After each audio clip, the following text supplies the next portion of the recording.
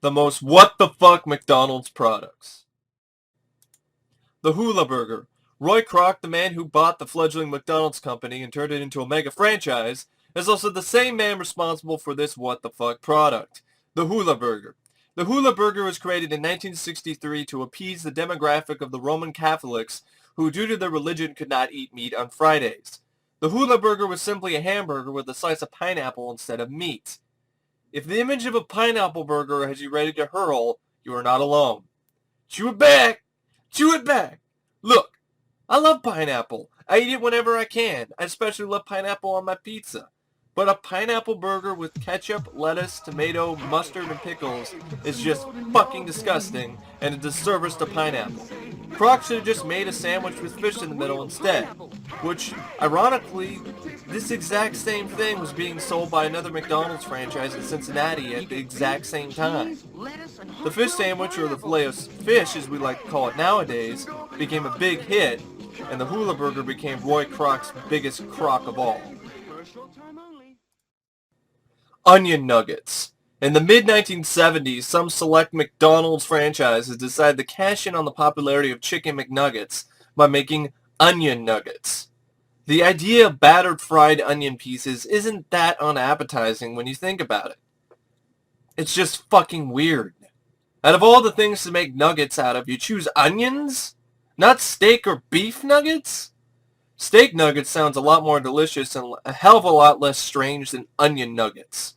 Safe to say onion nuggets didn't catch on and haven't been seen in the Golden Arches since. Chicken fajitas. In 1991, the same year McDonald's introduced the breakfast burrito, they also tried their luck with Mexican food, with the chicken fajita. Now, I don't know about you, but the last place I'm thinking about going to eat Mexican food is McDonald's. The fajita itself wasn't anything particularly strange. It had all of these ingredients that you'd come to expect from a fajita in it. Grilled chicken, peppers, onions, cheese, and diced tomatoes all wrapped up in a soft flour tortilla. It even came with hot sauce. But just like the other items on this list, it didn't catch on due to the simple fact that people don't want to buy Mexican food from McDonald's. The breakfast burrito, on the other hand, has become a big hit, and it is still on the McDonald's breakfast menu to this day. I myself don't care for the breakfast burritos, though. In fact, I don't think anyone in my immediate family would choose one over a McMuffin or even a McGriddle. But the breakfast burrito earned a fan base and has maintained it, and the same cannot be said for the chicken fajita, which seemed to be doomed from the very beginning. The McPizza. In 1989, McDonald's decided that they wanted a piece of the pizza pie. So they threw in lots of dough at an advertising campaign for made-to-order pizza and the horrible nasty twin of a Hot Pocket called the McPizza. Much like the chicken fajitas, McDonald's made-to-order pizza and its counterpart, the McPizza, failed to bring in the dough they wanted due to the fact that McDonald's was the last place a consumer would go to get a slice or a Hot Pocket. In fact, the customer would prefer to go to a pizza parlor instead. Or in the case of a Hot Pocket, they would just pop one in the microwave at home. The consumer demand for pizza at McDonald's just simply wasn't there, and made-to-order pizzas and the crappy McPizza Hot Pockets were discontinued after only appearing in a measly 500 restaurants across the United States. McDonald's says the reason why they stopped making pizza was because it took too long to bake, which I call bullshit on. Pizza takes longer to cook than burgers and fries, you McDolts. The failure of the McPizza was so obvious that even Stevie Wonder would have seen it coming. McPasta. McDonald's wasn't done falling flat on their face selling Italian food. In fact, they were just starting. Undeterred from their McPizza failure, they turned their sights to another Italian food staple, pasta. The McPasta was tested out on unsuspecting customers in the South during the same year of the McPizza fail in 1989. And 2 years later, in 1991, select McDonald's chains started serving McPasta to customers in Rochester, New York. McDonald's offered 3 types of rubber pasta hell. Lasagna even Garfield wouldn't eat, chicken Alfredo that would make even the strongest stomach squirm, and spaghetti and meatballs so bland and flavorless they tasted like the styrofoam the pasta came in. Needless to say, the McPasta was another McFail. The test audience reviled it and cursed its very existence, but McDonald's was confident about the success of the McPasta, and even after its disastrous debut in the States, they pawned it off to New Zealand and Australia to be sold as kids' meals. This last gasp attempt at salvaging yet another failure didn't go over very well. In fact, the sales of the McPasta kids' meals were so dismal that the McPasta finally breathed its last rubbery, bland, salty breath when it was pulled from the overseas menus as well. I guess McDonald's didn't learn from the mistakes of Pasta Mania's past. Pasta lovers want fresh, delicious, delectable pasta, not rubbery, tasteless microwave dreck. If there's one lesson that can be learned from this McPasta debacle, it is this.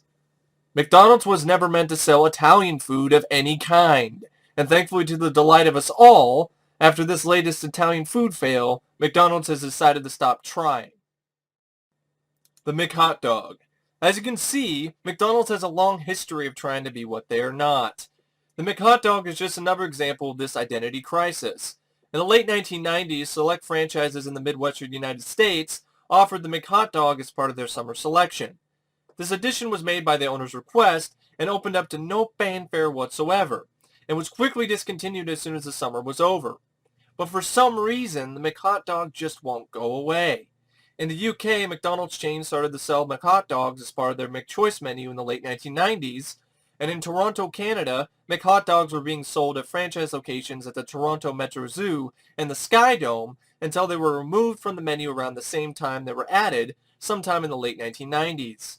Around the same time in the late 1990s, one restaurant in the United States started selling Oscar Mayer wieners. Its efforts were for naught because the McHot Dog just never became a hot seller. Most recently in Japan, it made a comeback though, and has a small following in select chains there. Its success in Japan is related to the fact that Japan seems to love menus with a wide selection of food. The McHot Dog just wasn't meant to be.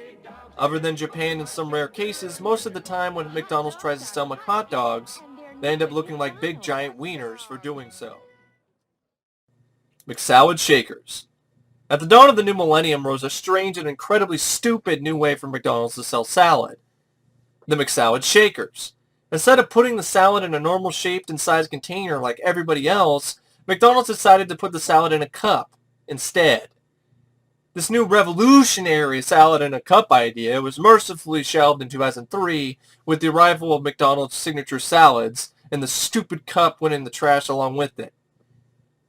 I'm quite frankly amazed that it took 3 years for McDonald's to realize that you don't put salad in a fucking cup. It's impractical, and it makes no sense, you McDumbasses. The McDLT. In 1984, McDonald's debuted the McDLT. Now, this time around the product itself wasn't the issue. It was the way that it was packaged. The McDLT came in a two-sided styrofoam container that was deliberately produced that way in order to keep the burger patty warm and the lettuce and tomatoes cold and fresh, through some sort of voodoo magic. It sounds like a swell idea, but it was a pain in the ass. You had to put the burger together yourself. The burger didn't come pre-made for you. You had to put the separate parts of the bun together yourself.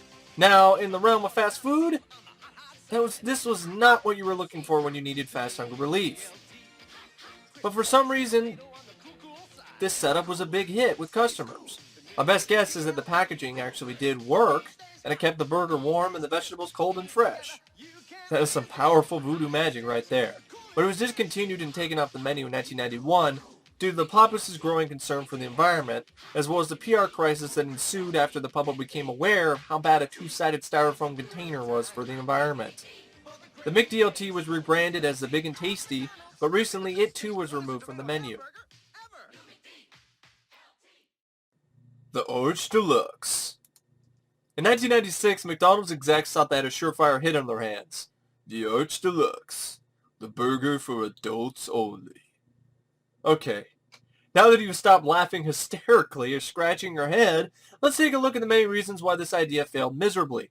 First off, it is a stupendously stupid idea. A burger for adults? So does this mean the other items on the menu are just for the kids and teens now? Secondly, the idea itself is an impossible sell. How do you sell such a thing to a consumer? What in the holy hell would make your adult consumers gravitate towards your burger more than any other product on the market? The idea of the burger itself isn't really that bad, to be honest. A McDonald's burger with gourmet ingredients sounds pretty tasty. It was a $100 million marketing campaign that was the problem and left a bad taste in everybody's mouths. In this campaign, McDonald's ran ads on TV that had kids turning their noses up at the Arch Deluxe and scenes of Ronald McDonald doing adult activities like playing golf and pool. This sounds like a parody. It sounds like something you'd see on a skit on SNL. But it was 100% true. This campaign was doomed to fail from the beginning. First off, it made the burger look like a big fat joke, and secondly, it was trying to accommodate to a demographic that was too wide to accommodate to. It was a no-win situation. The Arch Deluxe was a deluxe-sized bomb, and heads rolled at McDonald's head offices as a result of such a boneheaded blunder. The McLean Deluxe.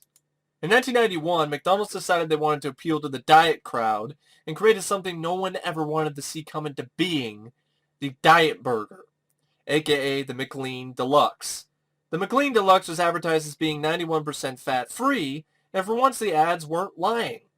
It is what the fat was replaced with that caused this product to faceplant. The fat in the McLean Deluxe was replaced with mostly water and then injected with carrageenan, which is known as seaweed by the majority of the public. A seaweed diet burger? I think I just lost my appetite. The McLean Deluxe somehow did well in initial taste tests, but when it made it live to a McDonald's near you, it performed terribly. Probably due to the fact that it was a diet burger, and it happened to taste like salty ass. The McAfrica. In 2002, McDonald's made a bad judgment call and decided to call their pita bread burger sandwich the McAfrica, named after a country that at the very same time the product was released was dealing with a devastating string of famines all across southern Africa. This seemingly innocent pita bread burger became a massive McFuck-up and a PR nightmare. The McAfrica's failure was not because it was a particularly bad food item, but because of the timing of its release and its incredibly foolhardy title. McDonald's apologized for their stupidity and removed the item from their menu as soon as possible, but by then the damage had already been done. But to the shock and awe of everybody in the nation of Africa, and including the rest of the world, McDonald's brought back the McAfrica name and all to commemorate the 2008 Olympics. I think it's safe to say that the public didn't take kindly to the McAfrica's resurrection, and it hasn't been resurrected since. This idea was insensitive and fucking foolish from the start. You don't name a food item after a country that to this day is struggling with starvation and famines. You just don't! Not only that, you don't name a fast food item after a country in the first place, you McAssholes! The McLobster. What in God's name possessed McDonald's to even remotely think about bringing such a disgusting monstrosity to life? The McLobster was commissioned as a seasonal item much like the McRib, although I fail to see how one would take the delicious McRib and come to the conclusion that what the world needs now is an unpalatable foul thing named the McLobster, but hey, someone up top thought this was a good idea.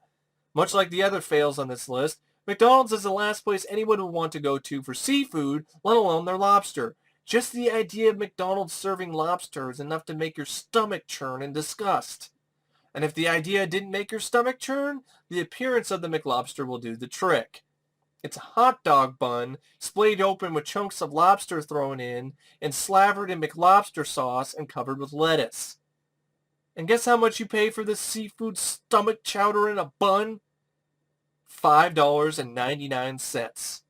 $5.99 is not worth the unholy terror the McLobster will wreak upon your soul and your stomach lining.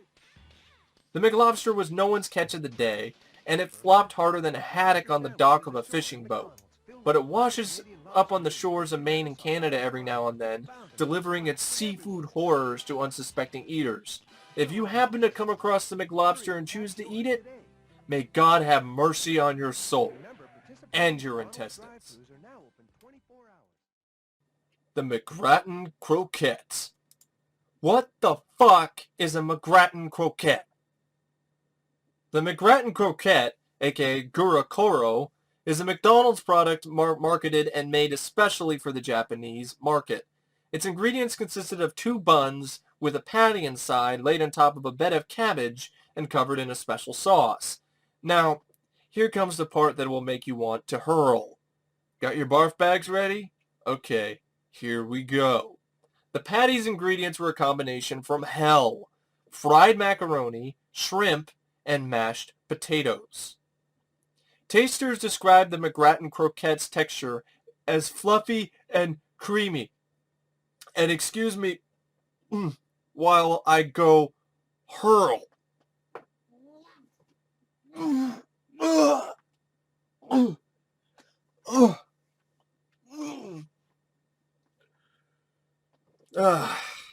Much better. What is wrong with this product? Everything. None of these things go together. Just reading the ingredients on the McGrath Croquette makes my taste buds want to go into hiding. The McGrath Croquette was a complete fail all across the board. Not just because of its horrific taste and texture, but also in part due to its equally horrible advertising campaign, which completely misunderstood Japanese culture.